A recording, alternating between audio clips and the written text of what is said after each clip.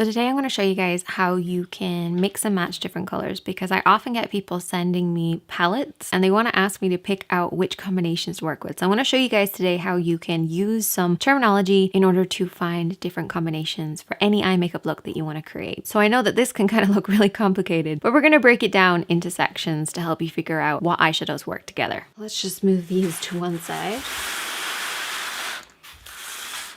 For any type of makeup look, all you really need to do is to have light, dark, and medium. Your lighter shade, your contour shade, and then a medium tone, which is your transition shade or a mid-tone. Using my own skin tone as a guide, we want to have a highlighter shade that's at least one shade lighter than our skin tone. We then have our contour shade, which should be at least one shade darker than the skin tone, but can be anywhere up to like 3 or 4 shades darker. Once you found these two, you then want to find your transition shade or your mid-tone. This should be an in-between of both of these. It's almost as if you took these two shades, mixed them together, you'd get this. So that's why these three work really well together. So 1, 2, 3. So using this combination of a light, a medium, and a dark, you can find lots of other combinations. This light kind of purpley tone, we have a dark purpley tone, and then we have an in-between shade. The most important thing is that this in-between shade should pretty much be a matte finish. These can be either or, so they can have satin, shimmer, whatever works for you. But you can also mix and match these. So this doesn't necessarily have to be these two shades combined.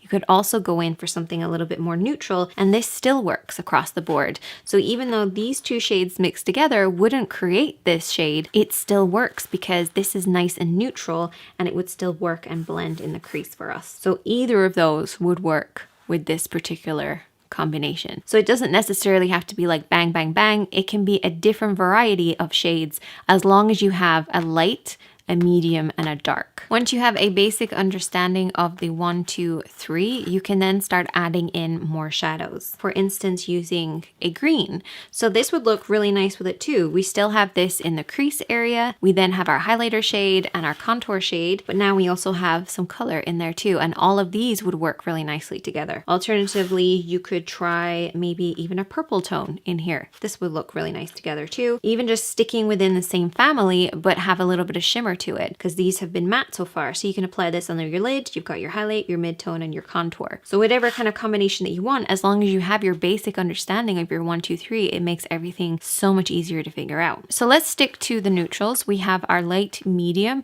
lid shade or color, and then we have our contour. And let's add in what I refer to as fade shades. So fade shades are basically quite vibrant colors that you can mix in with your palette in order to bring out a slightly different tone. So we could add in a little bit of yellow into this look, and then this would create a different type of tone. So we would create more of like a mustardy yellowy tone. Or we could go for more of an orangey color. So this would bring out more of like an orangey rich tone within the rest of the shadows and the rest of the look we're going to do. Or you could add in a slightly pink tone. So this would once again completely change it up, adding in a slightly different tone and adding in a different type of fade. Alternatively, you might want to use your blush instead. So if you have a blush that you would use with this particular eye makeup look, you could pop that in. As another example, let's just swap out our lid color and pop in this green. So a great little fade shade for this would be this one.